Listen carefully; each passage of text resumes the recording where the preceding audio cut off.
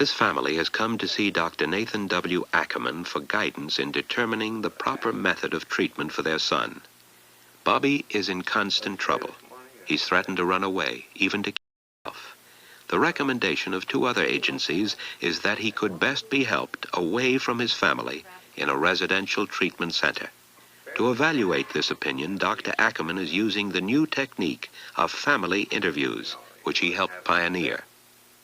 Often, the so-called patient may be only the symptom of a disturbance within the entire family, a disturbance that can sometimes better be worked out together rather than through separation. To find out whether this is true in Bobby's case, the doctor sees the whole family together. Observing behind one-way glass are psychiatrists, psychologists, and social workers. Some are here to learn this new technique. Others are staff members who will help decide whether Bobby really needs to leave his family in order to be helped. Well, you say you don't want to place Robert in a special school. He's your son, you love him. You want him where he belongs, right, with you at home. Right. You say you love him, and he says he hates you. We know that.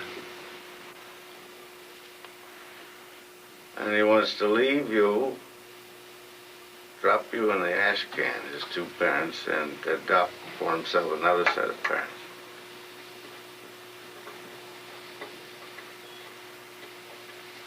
His teacher, Bobby, you also said you'd come with me into my family, didn't you? Bobby, I'd like you to come sit over here next to me, would you? Change seats with Mom?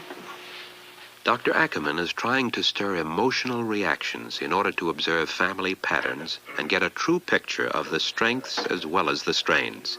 This is their third diagnostic session. You still feel that way?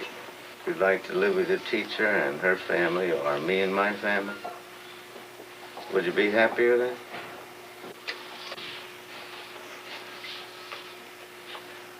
But you know, Bobby, I don't understand really what made you so miserable in this family. I got your parents' idea, but their idea isn't the whole story. I know it isn't. Is it true you've only been miserable for a year or so? Were you a happy kid before then?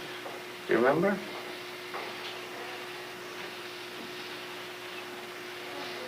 You said the whole trouble started when your mother and dad gave in to the strict principle.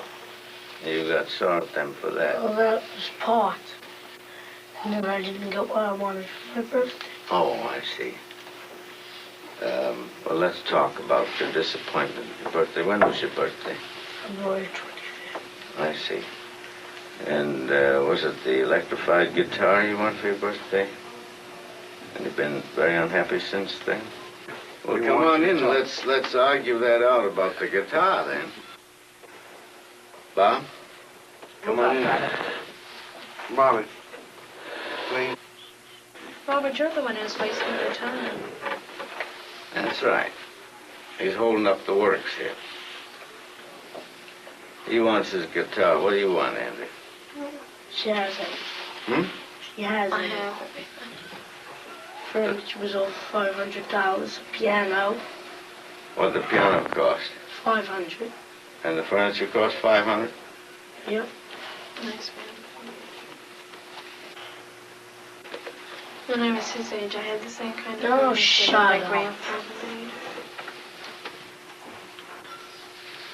Well, there we come back to the same old thing. He feels he's getting the raw end of the situation. He's getting Robert, the you dirty can't himself. matter what you do. How old, He'd no matter be what happy you if he do. was a How girl. old, What'd you Andy, say? how long You'd have be you happy got if you were a girl? Yeah, and then he could have all the clothes he wants and all the pairs of Andy. shoes and... Don't go out, Robert, please. Sit. Please. Where you going? Where you going? Tell me where you going. I'm going out. Where? I'm not staying. Just one second. Maybe he'll come back. Sunday, I was doing the lawn. The boys were playing ball in the backyard. Hey, Robert, something. Then he had a fight with a younger boy. He threw a ball at one of the younger boys. Hey, Robert, that isn't right. Try to tell him why. Yeah, well, you discussed it in front of all his friends. You could have called him in and said it, but right in front of all of his friends you started There talking. you are. Sister Andrea is on Bobby's side in this argument. No, I mean, he shouldn't have threw the ball at the kid, but there was no reason for my father to discuss it right in front of all of his friends. He showed him up in front of the friend. Do you think maybe Andrea has a point there? Andrea, would you perhaps like to go out and talk to Bobby, and maybe the two of you come back together like you did last time? Do you want to do that? You miss him. You want your brother here. So you were out gambling.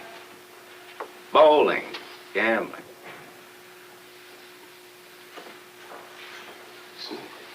Well, I think I leave about 9 o'clock in the evening, and I think by then everything is over with. Go the day's on. tantrums, but That's it when never things works out. begin at 9 o'clock in the evening, right, Geraldine? That's when the fun starts. When the excitement starts, you go bowling with the boys. But I just wonder whether you, when the old man was out till 5 o'clock in the morning, did you get next to Bobby? You say you love him very much. I do. To just snuggle up to him? If I could, if he'd let me. Did he sometimes let you? Yeah, we could be sitting on the couch watching television. Snuggle up to me. You don't know what you're missing. Geraldine, you know what you're missing? Guess so. What are you missing? Companionship at night.